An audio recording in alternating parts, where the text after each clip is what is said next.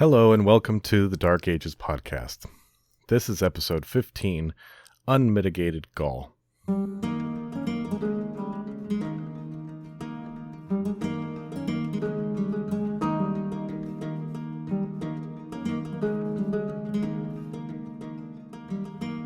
And just like that, I have unlocked another podcasting achievement, my first title pun.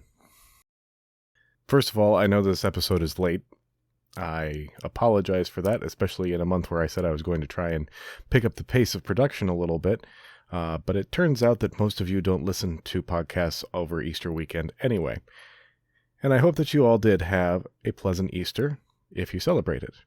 And if not, had a pleasant Sunday. Last time, we left off in June of 455, just as Gaiseric and his Vandals were loading the gold, silver, statues, and captives from the sack of Rome onto their ships and sailing back to Carthage with them. The emperor, the venal and incompetent Petronius Maximus, had been killed by the Roman mob, and there was nobody around who was an obvious replacement. Enter a fellow to our story by the name of Eparchius Avitus. Who the heck is Eparchius Avitus, you ask? I assume you're asking, and I answer either way. Eparchius Avitus was a nobleman of Gaul, who has actually been around the edges of the story for quite a while. And because he was a nobleman from Gaul, his biography gives me a nice framework for talking about Gaul, and for catching up with the region and what the Visigoths have been up to since we last left them. Gaul has, of course, been the setting for quite a few of our important moments in the story, from the invasion of the Vandals and Alans in 408, the ongoing conflicts with the Bagaudae rebels, the Battle of the Catalonian Fields in 451, so on. But I haven't really paused and talked about the region itself in any detail. So I think it's high time to talk about Roman Gaul right before it ceases to exist. This is exactly the kind of preparation and foresight my family has come to expect from me, so you are not alone, dear listeners. The Gauls had been very loosely connected Celtic tribes that inhabited the lands west of the Rhine and north of the Pyrenees, so mostly France, but also including most of Belgium, Luxembourg, and the westernmost parts of Germany. The lands of the Gauls had been part of the Roman Empire since the literal beginning. The wealth that Julius Caesar amassed from their conquest allowed him to take control of Rome's political apparatus and place the final nail in the coffin of the Republic, which Augustus then finished driving in. Over the next 300 years or so, Gaul had become completely and thoroughly Romanized. By the end of the 4th century, the cultural difference between a Gallic noble and an Italian noble would have been pretty imperceptible. The Gallic nobility took an active role in the management of the empire, and could expect to move up the ranks of the government administration just as smoothly as any Italian, or Spaniard, or Illyrian, or anyone else. Diocletian had reorganized the provinces, along with just about every other part of Roman government, in the 290s. He gathered provinces together into groups called dioceses, which were further gathered into prefectures. The system was further refined by Constantine in the 320s. So why am I telling you that? 2 reasons, really. One, because the patterns of this organization will partly determine the way Germanic tribes are settled in the empire, and so the pattern of successor kingdoms. And second, because quite a bit of the structure will survive more directly in the organization of the church. So, the governor of a province now reported to a vicarius, or vicar, who was in charge of the diocese, who in turn reported to the relevant prefect. The prefectures were massive. The prefecture of Gaul, for example, included all of Gaul, plus Britain, Spain, and a little bit of Africa. These were the offices held by great men of the highest rank, though they were entirely administrative units, divorced from the military. Gaul itself was divided into 2 dioceses, Gallia in the north and Viennensis in the south. We're going to focus mostly on Viennensis in this episode. We'll leave the north for later when we finally talk about the Franks. Viennensis was also called the Septem Provinciae, the 7 provinces. No prizes for guessing why. The Romans, I have to say, were absolutely crap at naming things. The number of provinces that just get the same name as the one next door plus a number is appalling. It shouldn't really be surprising, given how they name their children.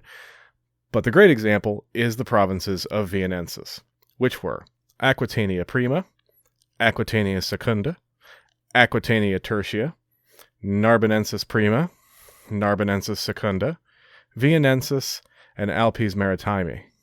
7 provinces, 4 names, ridiculous, and I'm positive I mispronounced at least half of them. Anyway, I feel myself rambling. So, let us bring on the main man for the episode, Avitus. He is born around 390 in Clermont-Ferrand in Aquitania Prima. Another digression about place names beckons me, but I shall resist. Avitus was born into a family of the very highest rank, and so received the best education available. In 418, when Avitus was in his late 20s, Theodoric I's Visigoths were granted lands in Aquitania, as we've heard, especially along the Garonne Valley between Bordeaux and Toulouse, and Theodoric set his capital in the latter city. The locals were, in fact, consulted. The Council of Nobles of the diocese was called by imperial decree to meet in Arles in April of that same year, and it's hard to imagine that settlement of the Goths wasn't discussed at that council meeting. I can't remember if I talked about this the last time it came up in episode 5, but the Goths hadn't really finished the job fighting the Vandals in Spain when Constantius moved them into Aquitania, and it's likely that in consultation with the Council of Arles, it was decided that the Visigoths were more urgently needed north of the Pyrenees. I am aware I haven't done much to explain the nature of this relationship between the Visigoths and the native population, and there's a good reason for that. It's because I don't understand it. I don't feel bad about that, though, because it seems that everyone shares that difficulty, including observers of the time. Since no text of the agreement survives, we have to make do with what commentators and historians tell us, and it's all just confusing. Traditionally, federates were billeted among the local population as garrison troops and so on, rather than just given property of their own, and a portion of the province's tax revenue would be earmarked for their maintenance, and they were incorporated into the military structure. But by the time of the settlement of the Visigoths, that structure is almost entirely made up of federate troops. Regular legions are rare, and that gives the federate leaders considerably more power than they had previously had. So, regardless of whether the Visigoths were given land or not, their kings have a proper, regular court set up in Toulouse, and the question of where exactly they fit in the imperial hierarchy is extremely moot. Over the years, it became almost customary that the king of the Visigoths, whoever that was, would gather his army and march to Arles to put pressure on the Vicarius and council to amend their foedus in one way or another. It also gave the young and restless fighting men something to do. These marches, as historian Herwig Wolfram points out, take on an air of the rituals of collective bargaining, though with considerably more violence along the way, especially if you happen to be a bystander. But when one Roman official suggested one year marching on Toulouse and destroying the Visigoths' power once and for all, he was roundly shouted down by his colleagues. Visigothic muscle was too important for the security of Gaul. Most importantly, the security of the Gallic landowners, like Avitus's family, to mess with. Why, though? What threat are they facing that is so very scary? Well, the chaos in Spain was concerning, but it didn't spill over the Pyrenees. It stayed around the Pyreankles. Apologies to David Crowther of the History of England podcast for stealing that joke, and apologies to all of the rest of you for stealing that joke. Aquitaine was out of reach of the Sueves and remaining Vandals, and so it wasn't really a concern. There were Saxon pirates apparently raiding down the Atlantic coast from bases in the Low Countries and possibly Britain. Don't worry, if eventually Britain will get an episode. But of all the people who one would choose to meet a naval challenge, surely the Goths would be at the bottom of that list. Britain had also been a source for refugees and invaders into Brittany, which had fallen out of Roman control, but that was also a long way from the Visigoths' base. So the threat the Visigoths had been imported to meet was actually an internal enemy, as popular movements and the wonderfully ill-defined Bagaudae took the general chaos as an opportunity to threaten the social order. And the aristocratic families of the 7 provinces, like the upper crust of most hierarchical societies, were horrified at the possibility of lower-class revolt. So in a tradition that stretches from the assassination of the Gracchi to the Pinkertons, they introduced a corps of enforcers to knock heads together and make sure that everybody knew their place. All of this dynamic was in its infancy when Avitus began the diplomatic career that eventually would lead him to the top of the imperial pyramid. Sometime before 421, he was sent by the Gallic nobility to ask Constantius, husband-to-be of Galla Placidia, for a tax cut, and he was successful. Not long after that, he visited a relative who was living as a hostage of Theodoric in Toulouse. Avitus ended up spending quite a bit of time there, and became acquainted with the king's sons, in particular his second son, also named Theodoric. And that relationship would prove crucial in the fullness of time. In the meantime, though, Avitus got on with his career. He joined the army and rose steadily up the chain of command under our friend Flavius Aetius. Aetius was actively trying to keep the Rhine frontier under control with campaigns against the Burgundians, which we've already heard about, as well as our other West German tribes. And always the Visigoths continued to do their job and work to extend their influence over more territory at the same time. One of Theodoric's overarching goals was the acquisition of a Mediterranean port, which would allow the Goths to participate in trade directly.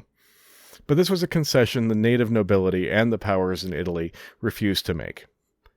Around 425, Aetius found the winning formula, hiring Hun mercenaries to balance the power of the Visigoths within Gaul.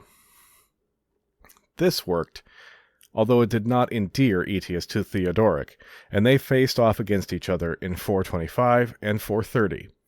And in 433, when Galla Placidia asked for their help in her power struggle with Aetius, Theodoric was happy to assist the Visigoths' former queen. That one didn't work out, and Aetius's power grew. In the meanwhile, Avitus had reached the height of achievement in the army, being appointed as Magister Militum per Gallius, meaning commander-in-chief of all the military forces in Gaul. Regular forces, that is. For the Federate forces like the Goths, his command was nominal at best. A large Bagaudae rebellion shook the whole region in 435. Chaos reigned from the Loire to the Seine, and the Visigoths threw themselves into that fight and won themselves new privileges. But the next year was the year that Aetius and the Huns destroyed the Burgundian kingdom, and Theodoric figured that he could use the resulting reshuffling to snap up some new territory. He marched on Narbonne to finally force the issue of the port, but was driven off by one of Aetius's generals, a fellow named Litorius. This was the fiercest confrontation between the Visigoths and Romans since the settlement. Theodoric was unable to make any progress against Litorius, and by 438 Litorius stood outside Toulouse, ready to remove the Gothic poison from the Roman bloodstream. Negotiation efforts failed, and Litorius fought on until he was unexpectedly captured and killed, and Toulouse was saved, and relations between Theodoric and Aetius hit an all-time low. I'm aware that I'm going through all of this very quickly, but don't worry, it won't be on the test. I'm just as equally aware that I rushed past all of this in the build-up to the Catalonian fields way back when, so this goes a ways to explaining why Theodoric's presence at that battle was such a big deal. What's interesting to me about the death and defeat of Litorius was the reaction of the local Gallo-Romans at the time. They celebrated the Goths' victory. Litorius had been seen as a foreign occupier, an oppressor whose defeat was a victory for the Gallic cause.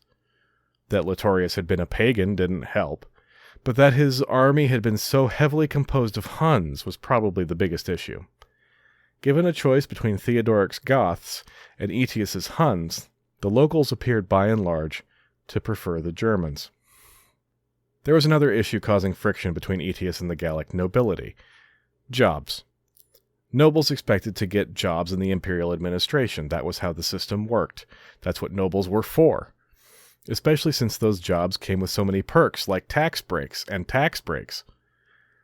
But as the amount of land that needed administration shrank, along with the tax receipts from that land, more and more of the really plum jobs were going to Italian nobles only, and Gallics were being iced out. There was in fact a strain of xenophobia beginning to show itself among those Italian nobles, as men from the provinces were viewed as outsiders and bumpkins, in spite of their long history within the empire. As the representative of the Italian powers, Aetius was identified with them, even though he himself had been born in the Balkans. There seems to have been a cultural reaction within Gaul to these snubs. The 5th century sees a flowering of Gallo-Roman poetry and letter writing, which feels a lot like a literary class trying to assert their Romanness. This has sometimes been interpreted as a consciousness among the nobility that the empire was nearing its collapse, but I think it has more to do with this sense of thwarted entitlement.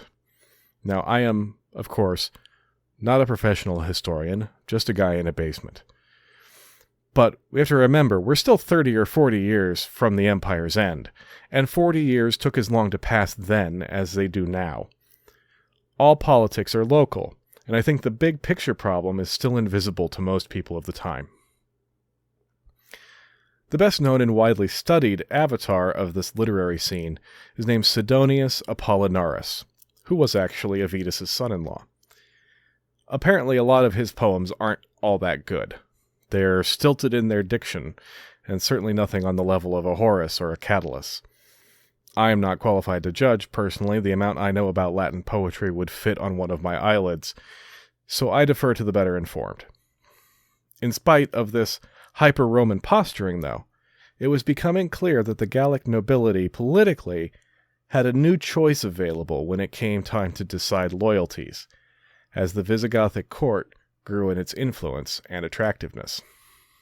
After the defeat of Litorius, Avitus moved over from the military side to the administrative side, and up to the theoretically exalted office of Praetorian Prefect of Gaul, with nominal authority over the whole western edge of the empire.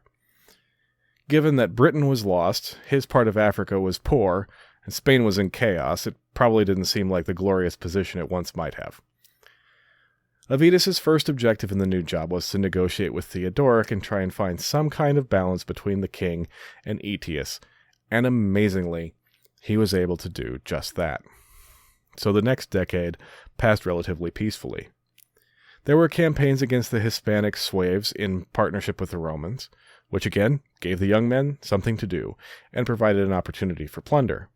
But it didn't stop Theodoric from marrying one of his daughters to the Suevic king named Rechiar in 449, in a wedding that took place in Toulouse, and Rechiar showed no hesitation in raiding Roman Tarraconensis on the way back, possibly with Gothic support.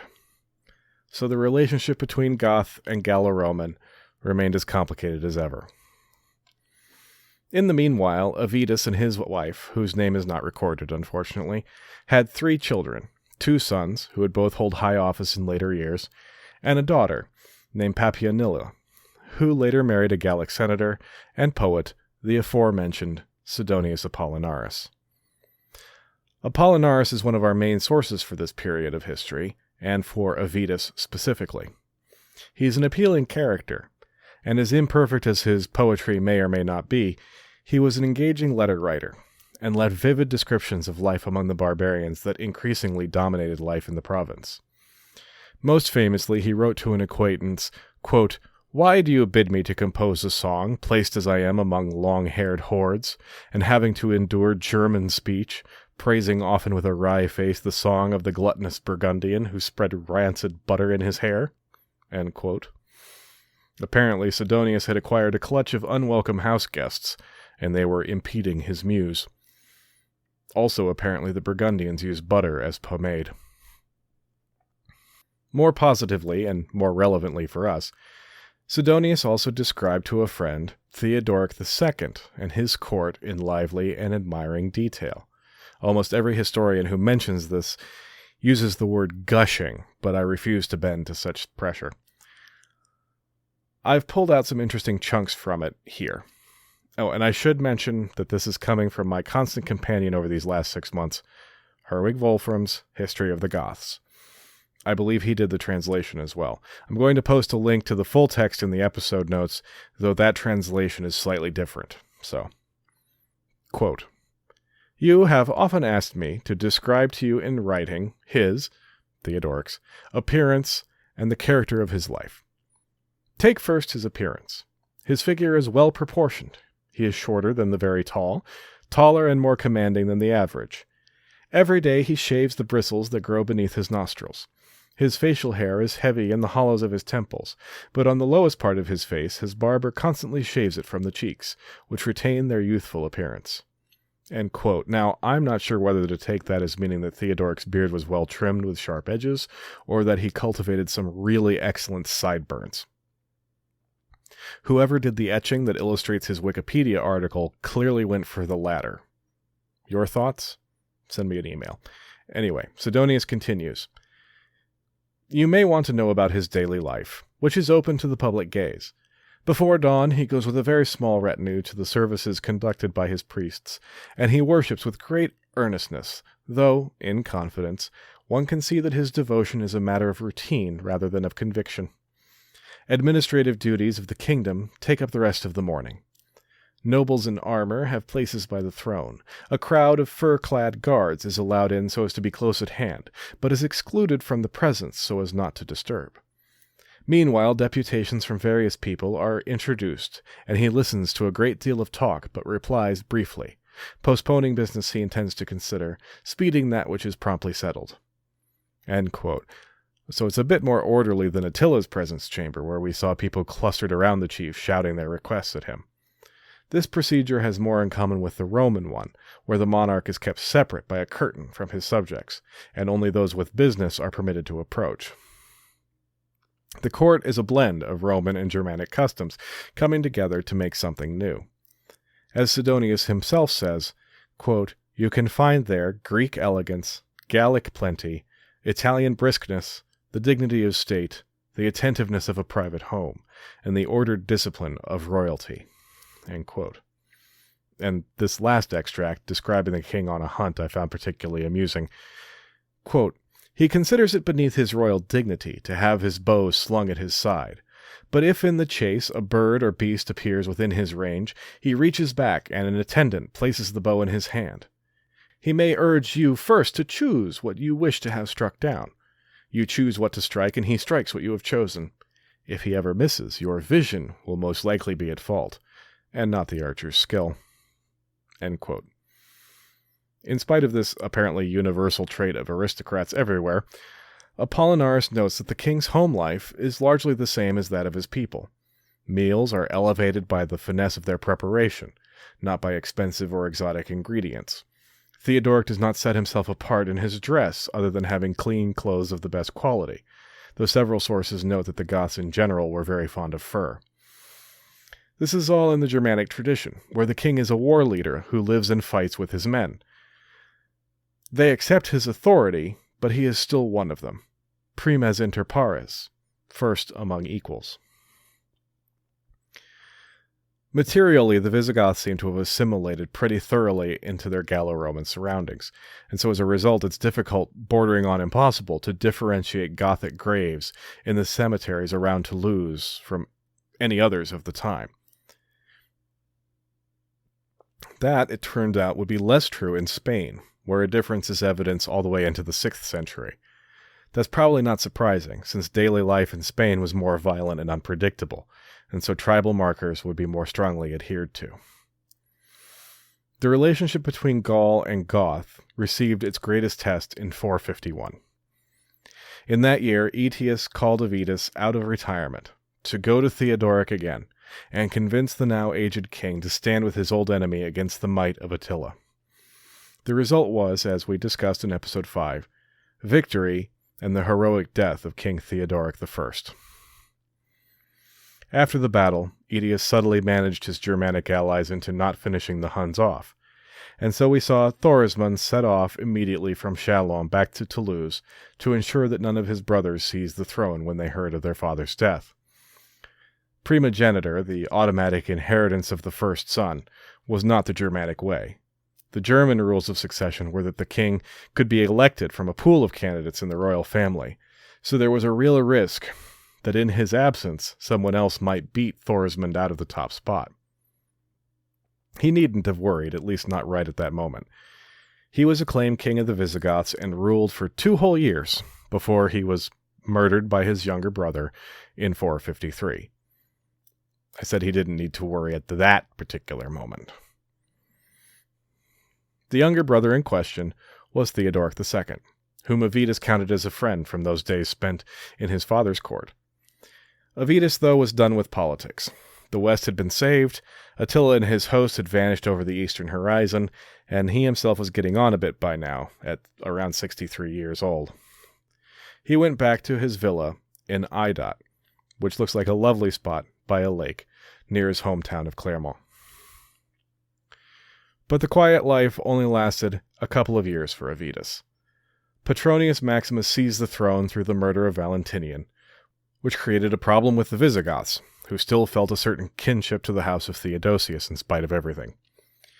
So Maximus pushed Avitus to go and see his old friend Theodoric II and reaffirm Visigothic support for imperial rule. Who knows what Avitus thought of Maximus's coup, but he did as he was told.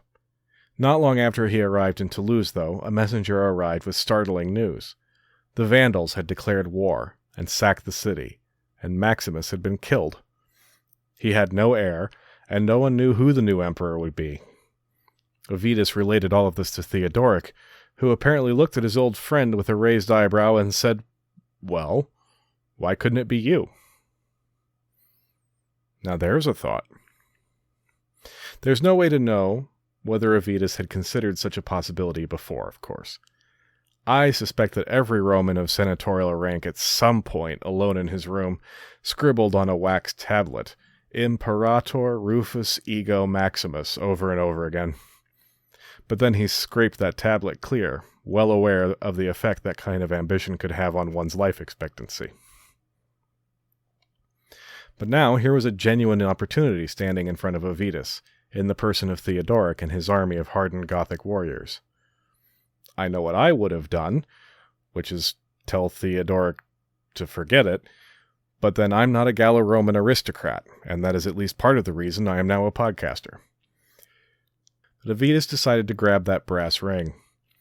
The Visigoths hailed him as their emperor and marched with him to Arles, where the Council of the Seven Provinces was prevailed upon to acclaim him as well. I am sure they were convinced by Avitus's history of earnest hard work and sterling reputation, and were not at all influenced by the forest of shiny, pointy spears that stood behind him. You would think the next step would be to get down to Ravenna, or maybe all the way to Rome if you could, and make sure the Italians were on board, but no, Avitus stayed in Gaul for 3 months, making sure he had the support of the local nobility and regular forces. This seems to have gone smoothly enough. The Gallic nobles knew Avitus, he was one of them, and they trusted him.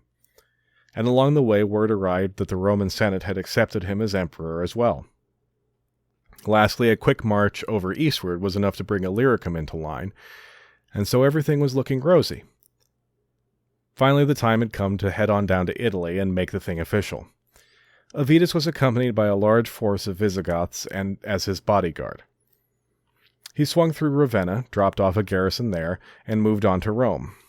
Once there, his son-in-law Sidonius recited a panegyric, a poem of praise, that he had composed for the occasion. Avitus really was a competent administrator, and he really was committed to restoring the empire's authority over its old territory. But the deck was stacked against him from the start.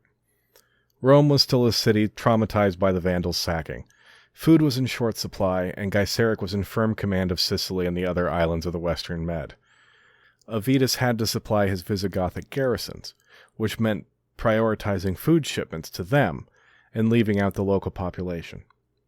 Not a formula for general popularity. And he lost the support of the nobility by attempting to balance the representation in government a bit, and giving jobs to Gallic aristocrats that the Italians believed belonged to them. Resentment grew. The obvious first step in that reasserting control program was to take back the breadbaskets of Sicily and Sardinia, and to that end Avitus dispatched armies south under the command of a pair of generals named Majorian and Ricimer. Ricimer was from a prominent family of Roman military officers and a successful, reasonably famous commander. He had actually been one of Petronius Maximus's rivals for the throne, after Valentinian had been murdered. Ricimer's background is a bit more obscure. Sidonius tells us he was half Sueve and half Visigoth, and so was excluded from any chance at the throne, but that he too was certainly an able general. And while he and Majorian may or may not have been friends, They were certainly colleagues who knew each other and could work together. That would be helpful in the campaign against the Vandals. Less helpful to Avitus personally. Initially, the signs were good. The Vandals were defeated at least twice, once on land and once at sea, and these were enough of a setback to them that Avitus was able to threaten Gaiseric with invasion if he didn't adhere to the terms of the old treaty. So attention then turned to Hispania. The Sueves, remember, they had come to Hispania with the Vandals, but broke with them before the crossing to Africa. Anyway, they had raided into Tarraconensis in the northeast, the only part of the peninsula under firm Roman control. Avitus reacted by asking Theodoric to go and sort that situation out for him. So Theodoric gathered his army, along with a company of Burgundians, and crossed the mountains. The Visigoths met the Sueves at a place called Paramus Fields, near Astorga. The Sueves were driven back from Tarraconensis, and back further, as the Visigoths ravaged Galicia and captured their capital at Braga. Some sources say the Sueve kingdom was destroyed completely in this campaign, but that's not really the case. They were driven way back into modern Portugal, to an area around their capital, at Braga, and the whole peninsula sank into anarchy. Again. The Visigoths remained in country, pursuing the Sueves in whatever other advantage they thought they could take. They still maintained that they were acting as federates of Avitus, but it was pretty clear the only orders from him that they would be following were the ones that aligned with their interests. Meanwhile, back at the ranch, things were coming to a head. Popular protests against Avitus's barbarian army were rising, and while slightly unfair, you can kind of see their point. The population had just had a huge amount of their property removed by one bunch of barbarians, and now the emperor, who was supposed to be protecting them, was instead transferring what little they had left to another bunch of barbarians. In an effort to ease the tension, Avitus sent the Visigoth garrisons away. It was a bonehead move, but in Avitus's defense, there probably weren't any good moves. By the way, this is all only one version of the events that I'm relating. The actual chronology of Avitus's reign is very hard to unpick because the sources are just not there for us. There are only a couple of confused chronicles, Hydatius, who was roughly contemporary, and John of Antioch, writing from the other side of the empire, 300 years later. Other than a couple fragments of Jordanes and Priscus, and the panegyrics of Sidonius, that's really all we've got. So I'm relating my understanding of how it went down, pulled together from a couple of historians, but you'll find other versions depending on who you read. Also, just because I don't say it enough, I do have a page on the website where I list the sources I use for this podcast. Link in show notes, and show notes for every episode. Okay, moving on. In the fall or early winter of 456, when the Vandals wouldn't be able to sail, Ricimer and Majorian rebelled against Avitus's rule. They murdered Avitus's Gothic patrician and moved to secure control of Italy. Avitus apparently was in Arles, though whether he had fled the rebellion or had moved there prior isn't clear. Either way, he gathered the loyal troops he could. Probably quite a few of them were the Gothic garrison troops he had just sent away, but he couldn't call on Theodoric's help, since he was still in Spain. Nonetheless, Avitus and his troops marched over the Alps and met Ricimer and Majorian at Piacenza. It didn't go well. Avitus's army was soundly beaten, and Avitus himself was captured. In an odd touch, he wasn't immediately killed. Instead, he agreed to be ordained as the Bishop of Piacenza. But a month later, he was dead. Probably murdered. And in this case, I'm a fan of Mike Duncan's theory that the initial leniency was about courting the approval of Constantinople for the usurpers. But we'll never really know. Avitus was around 66 years old and had been emperor of the Roman Empire for around a year.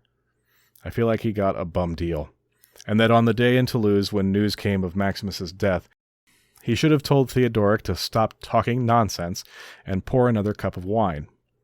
But sic biscuitus disintegrat. Avitus had tried to arrest the centrifugal disintegration of the empire. Being a Gaul himself, he took a Gallo-centric approach to the problem, correcting the imbalance in the imperial administration staffing in a way more favorable to him and his fellow Gauls. But the Vandal presence in Africa had made Italy into the front line, and it seems to me the Italians were developing a siege mentality and distrustful of outsiders. This had been going on for quite a bit longer than that, actually. Historian Guy Halsall suggests that the emperor's move to Milan meant that the Senate, left behind in Rome, had turned inward and become less and less interested in the world beyond their own parochial concerns. It now fell to Majorian and Ricimer to take up the project of stitching up the empire's wounds. Before we do that, though, in the next episode, I'm going to backtrack a little bit and do an episode that I have been thinking about since before I even thought about doing the podcast. I'm not quite ready to let go of the Theodosian women. So, next time, I'm going to talk about the parallel lives of the two most impressive of them, Galla Placidia and Aelia Pulcheria. I, for one, am looking forward to it, and it's my show. So, there were a couple of new reviews on Apple Podcasts, and I am very grateful. Shout-outs to Captain Teve and MB Frenchie for those. Frenchie, your review in particular was very touching. Thank you. More ratings and reviews are always welcome. And remember to subscribe to the podcast as well. I will try to release on a regular schedule, but I obviously don't always manage it, as this one is ample evidence. And I'd hate for y'all to miss a new one. I am, like I said, trying to pick up the pace of episode production a bit, though that all rings very hollow, so hopefully the wait for that next one won't be too long. Until then, as always, you can find me on Twitter or Instagram. I'm at Dark Ages Pod in either case. Or search for me on Facebook, Dark Ages Podcast. Until then, take care.